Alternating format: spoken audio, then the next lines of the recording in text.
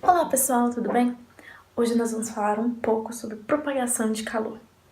Bom, a propagação de calor entre dois sistemas, ela pode ocorrer através de três processos diferentes, sendo eles a condução, a convecção e a irradiação. E no vídeo de hoje, nós vamos aprender um pouco mais do que se trata a irradiação térmica.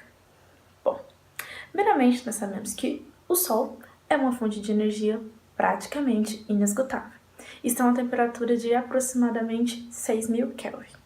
A energia proveniente dele e que chega à Terra não ocorre através de convecção nem através de condução, mas sim por um tipo de radiação que se propaga tanto no vácuo quanto no meio material. E essa forma de transmissão de energia é a irradiação. Bom, quando nós aproximamos a mão de um objeto muito quente, como uma lâmpada de filamento, um aquecedor elétrico ou uma fogueira, nós sentimos a transferência de energia por irradiação. Isso acontece com todos os objetos com temperatura superior ao meio em que eles estão, mesmo que esteja ocorrendo condução ou convecção. O que acontece, na realidade, é que esses três processos ocorrem simultaneamente, em geral, com a predominância de um sobre os outros. Então, se a temperatura de um objeto é muito alta, a transferência de energia é muito maior pelo processo de irradiação. O processo de irradiação está associado à propagação de ondas eletromagnéticas, as chamadas ondas de calor. A radiação, ao atingir um objeto, aumenta a vibração das partículas elétricas no interior de suas moléculas e, consequentemente, aumenta a energia cinética média dessas partículas. O resultado disso é o aumento da temperatura de um objeto. E a emissão de radiação também está associada à vibração das partículas carregadas. A rapidez com que a energia é irradiada ou absorvida depende da temperatura das características da superfície do objeto. Isso quer dizer que o quê? Quando eu tenho superfícies escuras, rugosas ou opacas, elas têm maior facilidade de irradiar.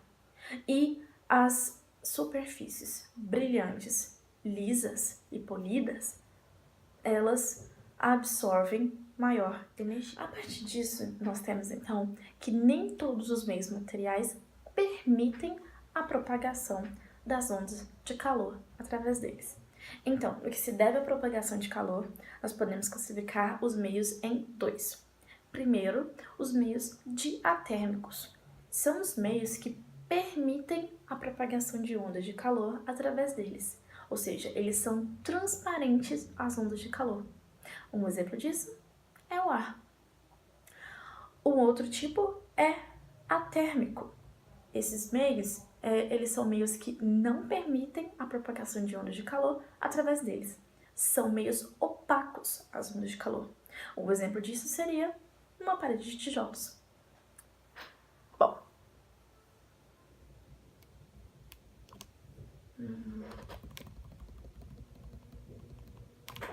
e por fim, então, temos as propriedades que definem a irradiação térmica. Mas, antes disso, nós vamos saber o que dizem os enunciados da lei de Wien, da lei de Planck e da lei de Stefan Boltzmann.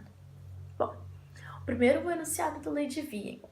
Essa lei, ela relaciona o comprimento de onda em que a máxima emissão de radiação de um corpo negro com uma temperatura determina que o comprimento de onda emitido diminui com o aumento da temperatura.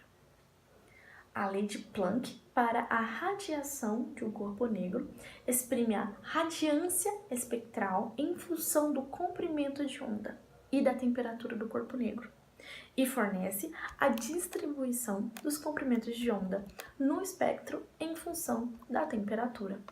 A maior parte da irradiação ocorre em um comprimento de onda específico, chamado comprimento de onda principal de irradiação, que depende da temperatura do corpo. Quanto maior a temperatura do corpo, maior a frequência de irradiação e menor o comprimento de onda.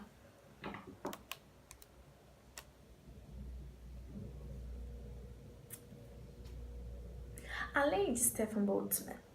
A energia total emitida por um corpo é diretamente proporcional à quarta potência de sua temperatura. Essa lei estabelece que a energia total irradiada por unidade de área superficial de um corpo negro, na unidade de tempo, radiação do corpo negro, ou densidade de fluxo energético indicada por J, é diretamente proporcional à quarta potência de sua temperatura absoluta. Então, pessoal, nós temos 4 propriedades gerais que caracterizam a irradiação térmica. Primeiro, a radiação térmica emitida por um corpo negro em qualquer temperatura possui vários comprimentos de ondas e frequência. A distribuição da frequência é dada pela lei de Planck para um emissor ideal. Propriedade 2. O intervalo dominante das frequências aumenta proporcionalmente com a temperatura, conforme a lei de Wien. Propriedade 3. A quantidade total de radiação em todas as frequências aumenta de acordo com a temperatura elevada à sua quarta potência, conforme vimos na lei de Stefan